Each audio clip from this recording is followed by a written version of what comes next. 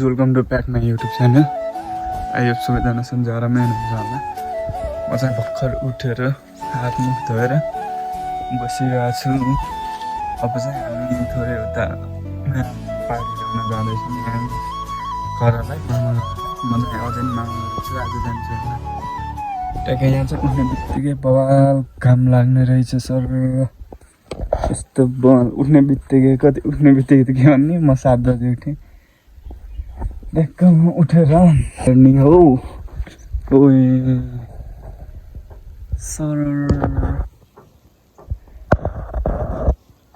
बिहान उठ्ने बित्तिकै हिमाल देख्न पाइयो।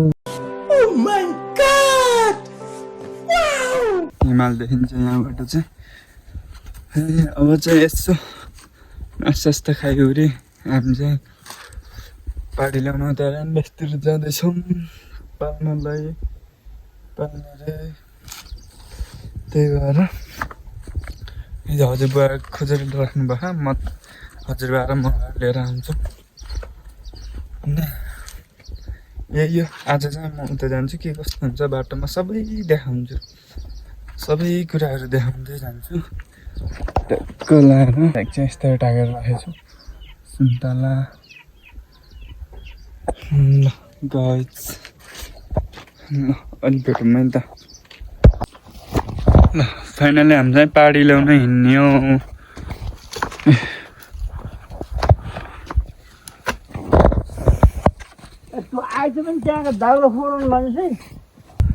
अब चाहिँ हामी 20-25 मिनटमा पुगिन्छ।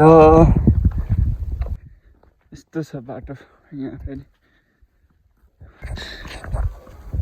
अनि हामी चाहिँ पार्टी ल्याउन रानीवास सफा गरेको हो नि त।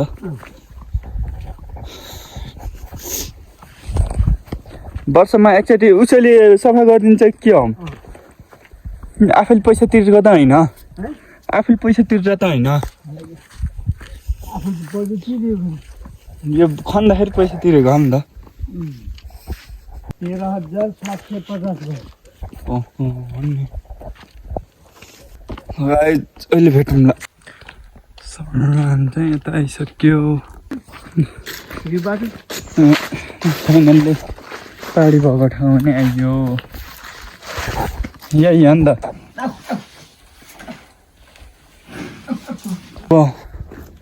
हामी चाहिँ भल रानबास मुनि छौँ। हजुरबुवा पछाडि हुनुहुन्छ यस्तरी, म चाहिँ अगाडि छु। नाति बाजे भएर हिँड्ने छ। फाइनल्ली हामी चाहिँ पार्टी लिएर घर आइयो।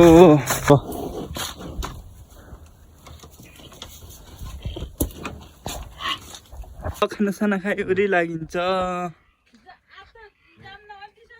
म चाहिँ भर्खर खाना खाएर यत्तिकै बसिरहेको छु।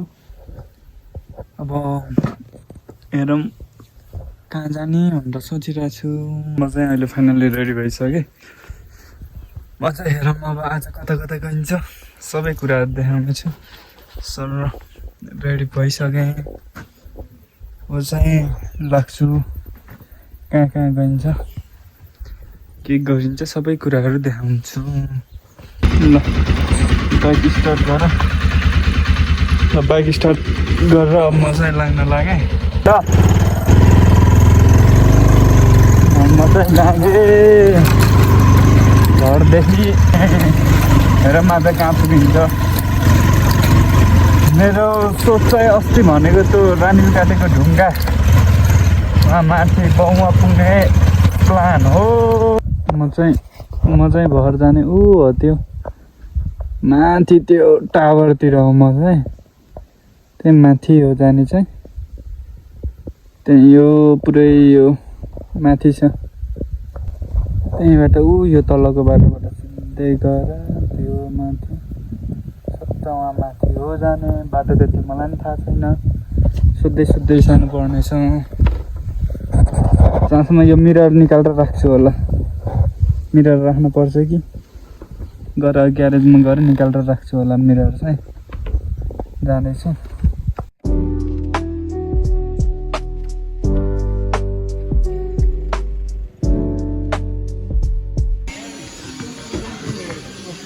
बाइकको मिरर निकालेर राखेँ।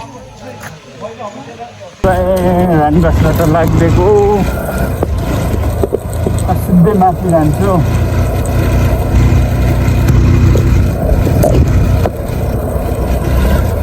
सिधै उहाँ माथि डाँडामा लाग्छु म चाहिँ।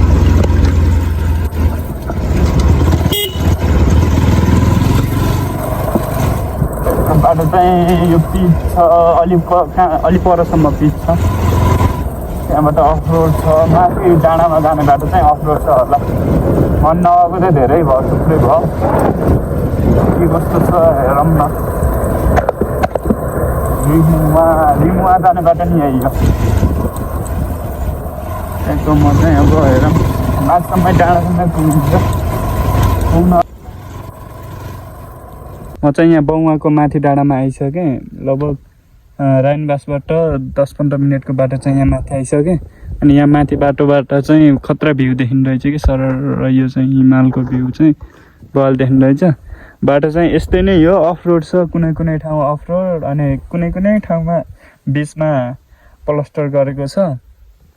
यही नै यो बाटो चाहिँ 7 वर्ष पहिला नै आएको थियो आउनलाई त, तर बिर्सिसकिएको कि यो बाटो चाहिँ अहिले। यो चाहिँ सर्टकट रहेछ कि यो बाटो चाहिँ। पहिला चाहिँ उता घुमेर यो बाटो घुमेर सर माथि हुँदै कता कताबाट उयो त माथि लिएर अनि यहाँ माथि थियो।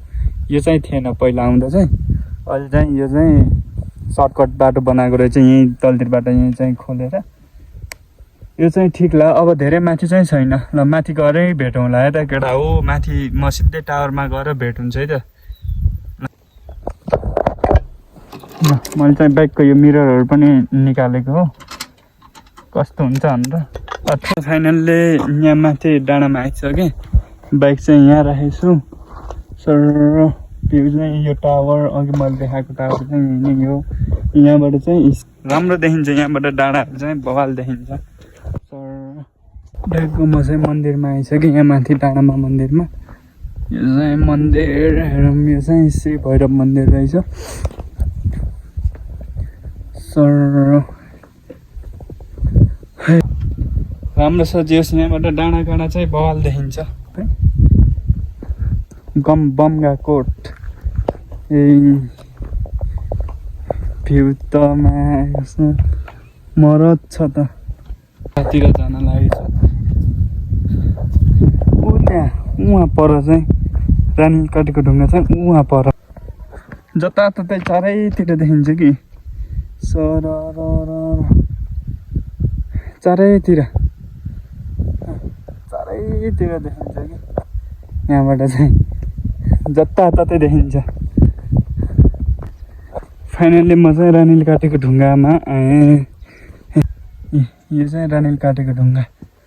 यता चारैतिर बार गरेको छ। सबै बिचबाटै काटेको जस्तो छ कि। यहाँको विशेष भनेकै यही हो। यहाँको विशेष भनेकै रानीकाटीको ढुङ्गा हेर्न मान्छे आउँछ। सबै यो पुरै सबै काटेको छ, एकैचोटिमा काटेको जस्तो। पुरै रानी बस्ने ढुङ्गा। अब अहिले त पुरै यस्तो भएको रहेछ यो त रानी बस्ने ढुङ्गा चाहिँ। छिटो आइनु रहेछ कि यहाँ चाहिँ नजिकै रहेछ भनौँ न। ठिक ल ठाउँ। पहिला चाहिँ केटाहरूसित आएको थिएँ, अहिले चाहिँ म एक्लै नै आएँ। राम्रो रहेछ। Sir view. हजुरहरू पनि आउनु होला। रानीबासतिरको मान्छेहरू त आइरहेछन्। अलि टाढा टाढाबाट नि आउँदा हुन्छ। ठिकै छ घुम्नलाई चाहिँ। केटार भएर आउनलाई चाहिँ राम्रो छ ठाउँ चाहिँ। म त एक्लै नै यहाँ यसो बस्छु अनि बसेर थकाइसकाइ मेटेर अनि लाग्न पर्ला फेरि तलतिरै। स्कुल पनि रहेछ, तलतिर स्कुल पनि रहेछ। यसो बसेर थकाइसकाइ मेट्छु र अनि लाग्छु। पहिला हामी आउँदा यिनी त बस्ने थिएन, केही थिएन। पुजारी जो के तलब दिएर है कस्तो तलबीबाट ए मान्छे आइरहेको छन् थोरै छ यहाँ मान्छे आइरहेको छन् महिनाको वर्षको 1 लाख दिने भन्ने कुरो हो वर्षको भनेपछि त वर्षको 1 लाख भनेपछि त महिनाको 10,000 नि पर्न वर्षको 1 लाख हुन्छ त्यसपछि अब त्यतिमा फेरि कोही आएन के अहिलेसम्म उनले चाहिँ 15,000 20,000 तलब महिनाको त्यही त फेरि यहाँको उस फेरि मन्दिरमा उठेको भेटेहरू त फेरि उसहरूले होला नि राख्ने कोषमा होला नि त राख्ने टिको लगाएर दिएको पुजेरलाई अँ अनि त्यहाँ भेटी चढाएको चाहिँ मन्दिर समितिलाई ए भनेको हो ल कोही इच्छुक हुनुहुन्छ भने चाहिँ आउँदा हुन्छ यसले त लान्छन् अँ भेटी पनि ठुलो ल्याउनु चढाएर त लैहाल्छ नि लैहाल्छन् नि त्यही त के अरे यहाँबाट उता कहाँ रेल हिँडेको नि देखिन्थ्यो अरे पहिला पहिला हो र ओ नौतुना नौतुना नि देखिन्थ्यो यहाँबाट नौतुना भन्दा अब उतिखेर त्यो गोरखपुर के त्यो रेल हिँडेको कस्तो हुन्थ्यो अरे के रेल हिँडेको त त्यो थाप्लेबाट हो क्या हो उयसबाट तर यहाँबाट चाहिँ त्यो बत्ती रेलको बत्ती ए बत्ती यो के रेलको बत्ती देखेको उनीहरूले ए रेल हिँडेको त देखेको तर बत्ती। बत्तीको ज्वाला ए त्यो पहिला पहिला पहिला उति बेला त लाइन पनि थिएन नि त थिएन। फेरि अहिलेको जस्तो थिएन। तर यो टावर चाहिँ त्यो भैरवाबाट सिधै चाहिँ यसले टावर कनेक्सन 6वटा जिल्लालाई चाहिँ यसले कभर गरेको छ ए हे भनेपछि त यो त उचाइमै रहेछ यो गर्यो उम्, यसले चाहिँ यसलाई हटाउने प्रयास ए हुँदाहुँदै पनि यसले चाहिँ बहुत ठुलो 6वटा जिल्लालाई कभर गरेछ कि यसको लेभलको अर्को टावर कहीँ खडा गर्न मिलेन ए भने जस्तो यो यिनीहरूले यो भाडामा दिन्छन् कि भाडा दिँदैन भाडा 1 सुकुम दिँदैन ए भाडा हो र भाडा दिए त मन्दिरले फाइदा हुन्छ यो कुनको र यो कुनको टावर हो यो नमस्ते कि एनसेल हो? एनटिसी ए एनटिसी हो एनटिसी टु एनसिएल ए यो फेरि एनसेल ए यो ओझेलमा पर्यो ए त्यतिखेर यहाँ सोधखोज कतै केही भएन त्यही त अनि त्यहाँनिर राजाले काटेको रानीले काटेको ढुङ्गादेखि बसेर राजगति हजुर हजुर राजा आछन् त्यहाँ बसेर राजाले चाहिँ बसेर बारी टक्सार पैसा काट्ने टक्मा भनेर त्यहाँ चाहिँ टक्सार राखेको नाम ए यता सुलडाँडा छ भन्छ यहाँबाट बाहिर सुलडाँडा त्यहाँ चाहिँ अब कति जसले गल्ती गर्छ नि त्यसलाई चाहिँ फाँसी दिने भनेर अब सुलीमा लट्काउने भनेर चाहिँ त्यो सुलडाँडा राखेको त्यहाँ तर धोबीघाट छ धबीघाट त्यहाँ चाहिँ अब राजाका सैनिकका कपडा धुने होइन धोबीहरू तर त्यो धोबी घाट भन्ने त्यो राखेको छ यहाँनिर चाहिँ बङ्गाली डाँडा यो अहिले कप केन्द्र बनाएको छ यो चाहिँ भण्डार डाँडा बुझ्यो राजाको चाहिँ भण्डार लगाउने डाँडा ए अनि यहाँ चाहिँ निरम पोखरा भन्ने छ यहाँ एउटा मिना रानी बस्ने एउटा ऊ थियो कि 2टा रानी रहेछन् यहाँको राजाका एउटा मिना रानी भनेर त्यहाँ बस्ने अनि त्यहाँ पर्यटक सबै स्थानीयले कब्जा गरे अब यहाँका पञ्चकालामा बेचे न त यो सबै पुरा